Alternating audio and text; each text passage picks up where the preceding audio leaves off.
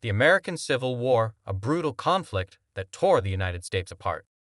Over 600,000 lives lost brother against brother. A war fought not just on battlefields, but in the very soul of a nation. This is the story of America's deadliest war. In the early 19th century, America was expanding, but so was division. The North embraced industrialization and opposed the expansion of slavery. The South, however, relied on enslaved labor for its agrarian economy.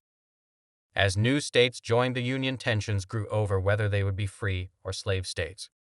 The tipping point came in 1860. Abraham Lincoln was elected president, though he didn't initially call for the abolition of slavery where it already existed. His stance against its spread alarmed the South. One by one, Southern states seceded. South Carolina was first, followed by 10 others. They formed the Confederate States of America. The Union, the remaining states, saw this as rebellion. April 12, 1861, Confederate forces fired on Fort Sumter in South Carolina. The Civil War had begun. The North had more people, more factories, and more railroads, clear advantages in resources, but the South had skilled military leaders and was fighting a defensive war on its own land. Early battles like Bull Run proved the war would be long and bloody. Neither side expected the scale of suffering to come. 1862 saw fierce clashes. Shiloh, Antietam, and Fredericksburg, Antietam, the bloodiest single day in U.S. history, ended in a Union strategic victory and gave Lincoln the momentum he needed. January 1, 1863, the Emancipation Proclamation. Lincoln declared that slaves in Confederate-held territory were free. It changed the war's moral compass and discouraged foreign nations from aiding the South. In 1863, the war reached a critical turning point. In the East, the Union clashed with Robert E. Lee's forces at Gettysburg. It was a 3-day battle, the bloodiest of the war, ending in a decisive Union victory.